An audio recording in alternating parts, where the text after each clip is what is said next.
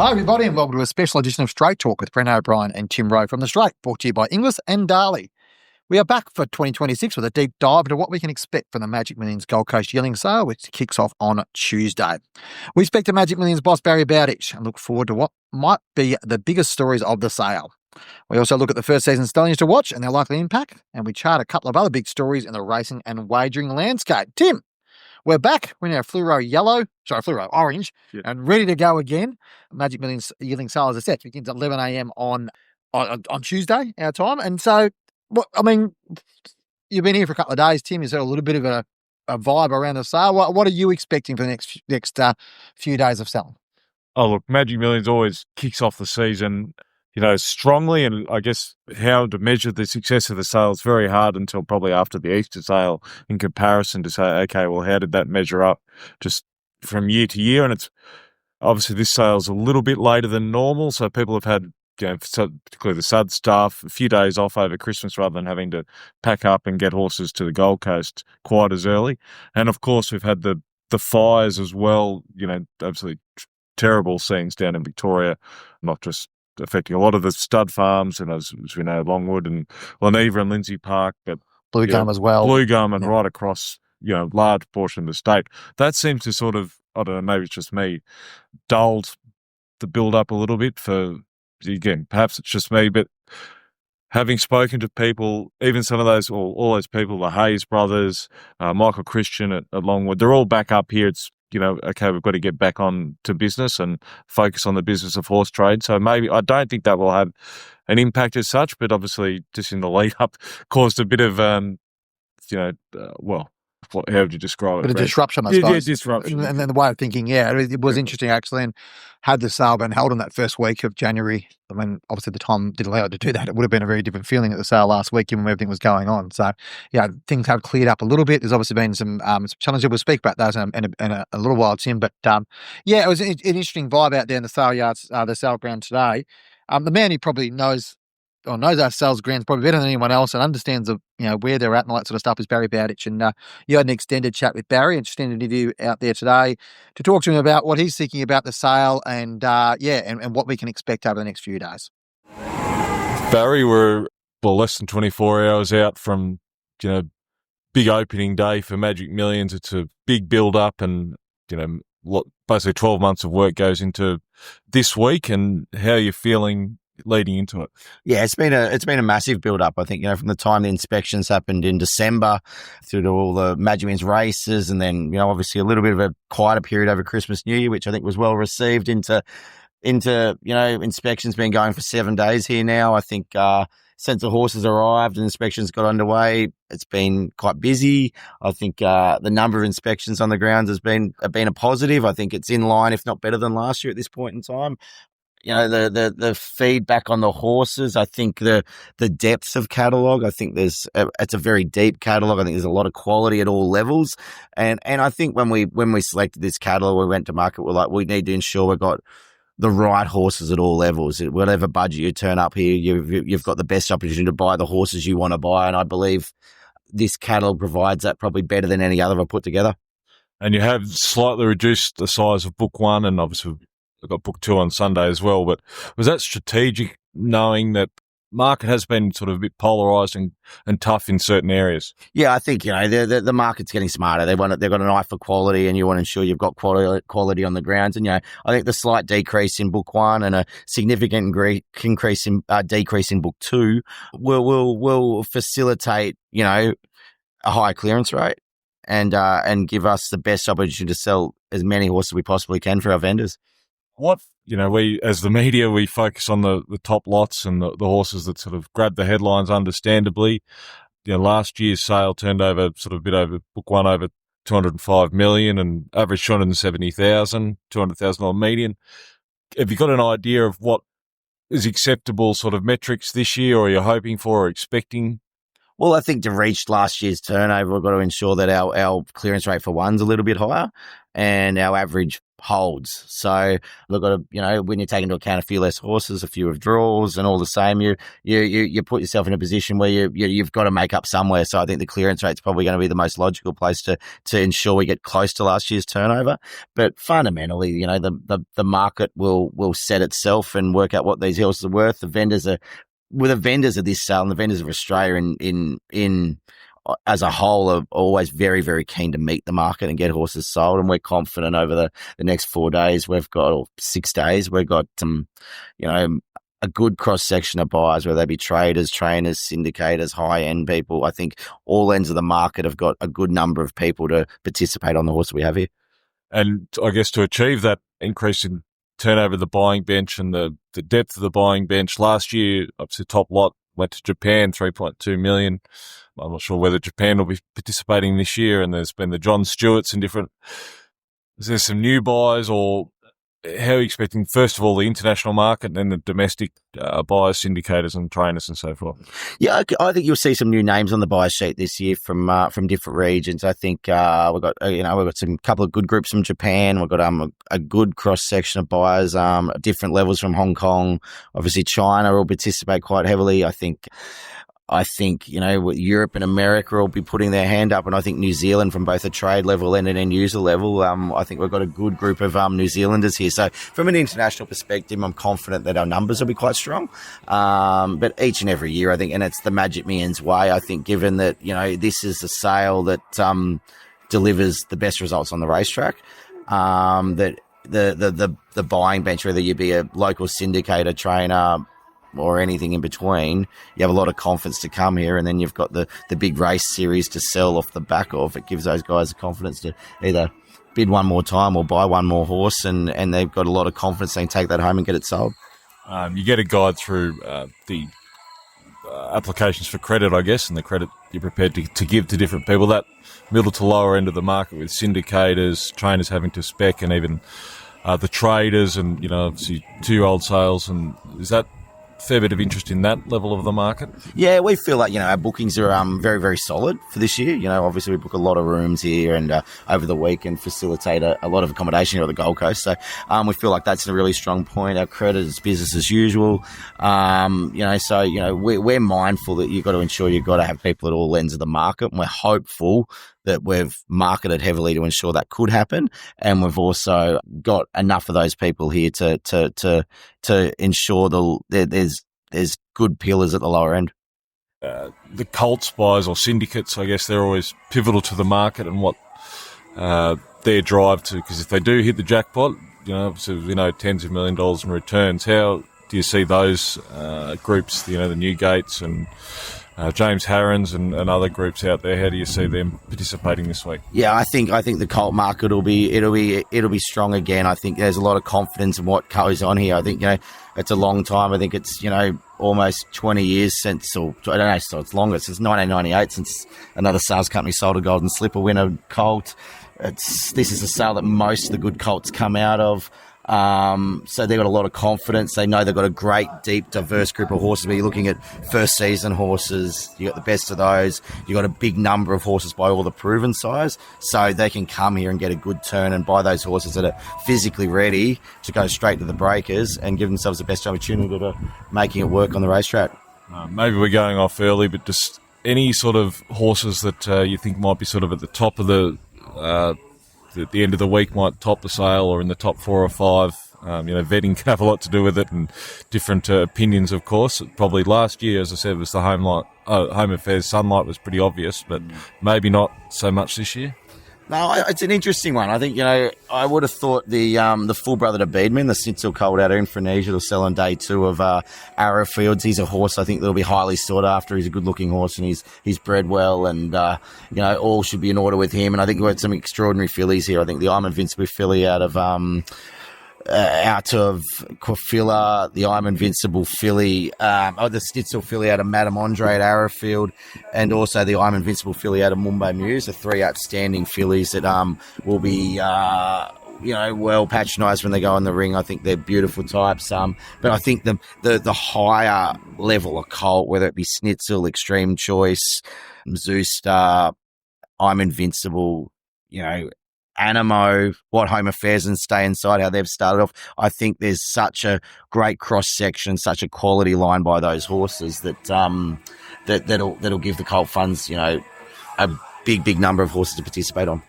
Do you think that there is a bit of enough confidence, or will be confidence from the buyers to go hard on the, Home Affairs, as you say, and Stay Inside started positively. Farn, the 3-year-olds, the Farnans and that group, Ole Kirks, that they're heading towards proven. I don't want to jump the gun and too early, but there's enough confidence out there to dig deep. Well, the writing's on the wall with those horses. They're doing a very good job on the racetrack. If your Home Affairs or Stay Inside, and if you look back at what they've done over the first 10 weeks or three months of their careers as stands with racehorses, well, they're ticking the boxes, aren't they? And I think that next season, Farnan's having an extraordinary run right now. He's got a runner in the 2-year-old, he's got the favourite for the 3-year-old, and Ole Kirk's taken all before him thus far. So those sort of horses are, and there's many others out there that are putting their hand up to go to that next level and become those proven horses we're all craving.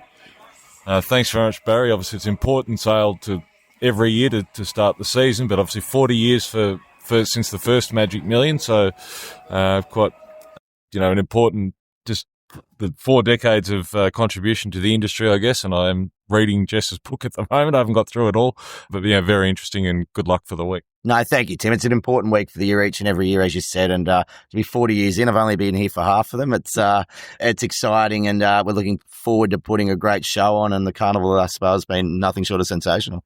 So you've aged pretty well then. Possibly. Thanks, Vassar. The following segment is brought to you by Darley. When the spring carnival wrapped up, the picture was clear. Darley Stallions topped the table with 42 stakes wins, well ahead of imported horses and those bred in New Zealand. Almost 30 victories were delivered by client-bred runners, showing strength from early 2-year-olds to elite Group 1 racers. Consistency, depth and performance when it mattered most. By Darley at Magic Millions. Barry mentioned newer buyers, Tim, in his little grab there and talking about what's going on. I mean, do we know who those newer buyers may be? I mean, there's probably a bit of a sense at the moment that, obviously the top lot last year went to a Japanese buyer, Mitsu Nigashita, who we probably, weren't expecting necessarily to be that strong in the sale. There were other buyers there last year which were there. I guess the question is there enough new money around to sort of give those vendors a bit of heart that the results may be stronger than expected? Well, I've just got to take Barry on face value that there will be. I'm not sure who they are. As in the interview that Barry suggested, there could be some other Japanese money around, and the Northern Hemisphere, Europe and the States. Just how strong they go. I guess the Australian dollar in comparison to the pound and the US dollar is, in favour for those buyers to invest down here. So whether that has an impact, but I can't list any names at the moment, but it's happened before with the Rigneys a few years ago, the drink makers, and they came down and bought a couple of $1 million fillies, and so I know they've been doing the work trying to attract them, and it is Magic Millions and Australian racing as a whole is a great place to race a horse and buy a horse and have a good time down here. Yeah, and there was the British guy too, the guy Cunningham who bought horses. Yeah, Phil Cunningham. Yes, last year. So there's a few other people as well that sort of have come in there. Obviously, the most eagerly awaited attendee at Magic Millions this week has been Mr. Zhang Yusheng, the principal of Yulong, and he turned up yesterday. The photos started coming through pretty quickly. We got a story up. There's been strong interest in the story himself. Obviously, we've spoken before about the intrigue that Yulong create within the industry, but when you invest as much money as him, it does create a buzz. I guess, are we expecting Yulong to be at the top end and at the, as busy as they were a couple of years ago, or are we expecting more so, maybe more like they have been in the last probably 12 months? Well, first of all, Bren, obviously when these rumours, and racing just thrives on rumours, but when this first came out sort of later last year, we spoke to Jun Zhang, general manager of Yearling, and he put them to bed straight away. They still kept bubbling away. People wouldn't believe it, but he's here now, and exactly what Jun suggested would happen. He's here. He's got a big draft. I think it's nearly 70 horses in the sale. So it's how strong he needs to buy when he's got a lot of horses to sell. It will be interesting. He's sort of, if you chart his history at the Yearling sales, sometimes it can be up and down how willing he is to invest in young yearlings, but he's always looking for the next stallion prospects. I'm sure he'll be putting his hand up for some nice colts and the well-bred fillies as well to go to the track, and they've had tremendous sort of 18 months on the track, so no reason not to keep reinvesting. But when he's got that many homebreds, it's just, does he need to? That's going to be and that's the question. And I'm probably hitting the point yet now. But I mean, not only they're selling a lot of horses, they've got a lot of horses still to be raced. So the question is, if they're selling horses and they've got a lot that are to be raced, how many they're going to be buy. But you would expect he would still be there for those horses that are sort of at the top end, and especially those size he likes to buy from. But we'll see how that plays out during the week. Let's talk about size and new size in particular. Animo is the biggest name, I suppose. First Australian horse of the year to have yearlings for sale. Or first crop yearlings for sale since Dissident. Probably not a great recommendation there, all with respect to Dissident. But before that, you had to go right back to Lonhro. So to have a horse of his profile and, to go to Star and be able to do what he was able to do as an absolutely elite, one of the best performed weight for age racehorses we've had in Australia in this century. Or better performed. I'm not going to say best performed because Winks probably wins that award, but that's probably. But he was a remarkable horse. But now we're seeing his progeny. What are we hearing about what to expect of his horses at this sale, Tim, and I guess moving forward throughout the sale season? Well, they're going to be, obviously he stood for 110,000 first season, so he got Godolphin obviously supported, got some great yearlings at home on the farm, but the commercial breeders supported him with some of their best mares. So a lot of nice, very well-bred horses out there, and from a syndicator and particularly trainers' point of view that are needing to, buy those spec these yearlings and needed to sell them down. The Animos are probably going to be among the easiest because there's he's so recognisable and hardly a punter that wouldn't have backed him over his career and won some money off him at some point. And just how could you not be a fan of the horse? The interesting thing is he wasn't just a 2-year-old; he was 3 and 4. From 1,000 and 1,200 to right through to 2,000 metres. Just a great horse. So I guess there'd be all sorts of types there. What sort of, with pedigrees and type, what sort of, you'll get some early runners, and those that be prepared to be a bit more patient, go, I want a lovely 3-year-old. They're all going to be there, I think. And that's sort of what we're hearing, I think, from some of the breeders or the buyers and agents, that there is sort of a varying type out there and who's to say, almost certainly we'll be able to get a decent horse, you'd think. Yeah, expectation is high. He's got 33 lots across the sale, including a colt by Blue Sky Baby on day one that is expected to do quite well. We've also got Jacquinot in the Congo, Artorias, State of Rest, Bastista Bordeaux, and many other first season sides there. We saw last year Home Affairs at his first crop, and he topped the sale. It was out of sunlight, which helped. But the enthusiasm for first season size in Australia has been very strong of late. Just a quick look forward to the best lots of tomorrow, Tim. A couple of looks at that. Lot 72, the I'm Invincible filly out of Avantage. The Frankel Colt, lots 59. And there's an extreme choice out of Dame Giselle, lot 201, late in the day, worth keeping an eye out on for. The following segment is brought to you by Inglis, the English Premier Yearling Sale. The catalogue is now available online. From March 1st to 3rd, Oaklands Junction in Melbourne will once again serve as the focal point of the bloodstock world, with 806 yearlings catalogued across 3 days of selling. This year's catalogue features progeny from 110 individual stallions. The Premier Sale has consistently produced a racetrack success. Graduates include the past 3 winners of the Everest offered a public auction: Bella Nipotina, Think About It, and Nature Strip, as well as 35 Group 1 winners since 2018 and 16 of them purchased for $100,000 or less. The English Premier Yearling Sale runs from March 1st to 3rd at Oaklands Junction, Melbourne. To view the catalogue, visit english.com.au. Tim, finally, a scout around about the few other stories doing the rounds at the moment. Yeah, we alluded to or spoke about the bushfires before. They were a big story and a strong response over the last few days to those stories. The story sort of, I guess, we sort of became, aware thanks to a little tip off from a mate of ours, George Van Veenendaal. George pointed out that the Longwood bushfires were quite close to where Leneva Park pre-training was, and also Longwood Thoroughbred Farm, which is where Michael Christian and Jamal Miller are based with their breeding operation. Yeah, it became clear with the catastrophic conditions in Victoria that there was a lot of other farms under danger as well. Leneva Park's been hit several times and had significant damage. Longwood Thoroughbred Farm, similar, mainly damage around fencing and paddocks and stuff like that. But then further along the way, the story evolved a little bit with Lindsay Park, and we found out yesterday was sort of what the impact was for Lindsay Park, Tim.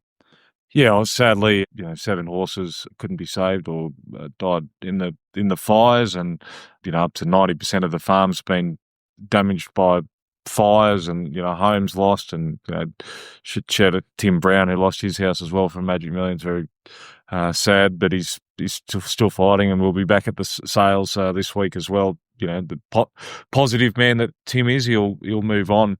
I think what it shows is just the remarkable logistical exercise undertaken under pressure from all the trainers and horse people that rallied around and moved, hundreds and hundreds of horses in a quick time in between fires and put themselves in danger to save the horses. And, Troy Corson's name was put out there, and credit to him. And I spoke to Troy yesterday, and he was very clear, no social media is about the horses, so they didn't do any of that. And he's totally right and respect that. But it wasn't just Troy. There's lots of people that a lot of people would know, and others that were anonymous. But yeah, credit to them to get to the position they did to save all the horses. Yeah, and I think it says a lot about the racing industry, Tim. They were able to band together and help work together on that crisis. Mick Sharkey, who we know quite well as a general manager at Leneva Park, he was very effusive in his praise of how good the industry was and helping them out, in particular get all their horses off the property on Thursday when things got pretty sketchy. The same thing happened, and similar thing happened across the road at Michael Christian's farm, at Longwood Thoroughbred Farm. Blue Gum Farm had, I think, 320 horses moved off their property on Friday. We saw Laniak Stud sort of impacted, but able to sort of survive and get through. It's an industry of resilient people, and there's been some significant damage and some lessons to be learnt out of what went on as well in terms of the broader thoroughbred industry, because, the realities of the fire had it burnt the other way or started another 20 k's to the west, then, we're talking about, the whole Nagambie area and Seymour area, and we're talking about big farms like Yulong and Darley and all those types of farms too that might have been impacted by this as well. So it is a agricultural pursuit and has those hazards, but I think there's a few things to be learned, but also we also learn about the incredible spirit of the industry. The final point I want to touch on, Tim, and we won't get too much into this because we talk enough about racing politics, and we'll talk a lot about it this year because there's racing reviews. Well, there's a racing review being handed down in Queensland. There's one going on in Western Australia. Tasmania is effectively doing a racing review, although sort of doing it a different way. And then, of course, there's the big one in New South Wales being led by Brad Hazard.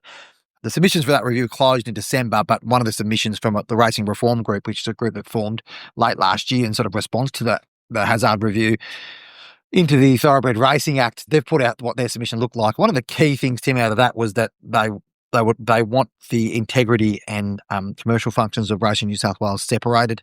That'll be a significant change from where things are at. There's a bunch of other governance changes they'd like to see as well. It'll be interesting to see what happens about that, but I think it's an issue that'll probably keep rolling on throughout 2026, and we'll keep talking about it plenty more.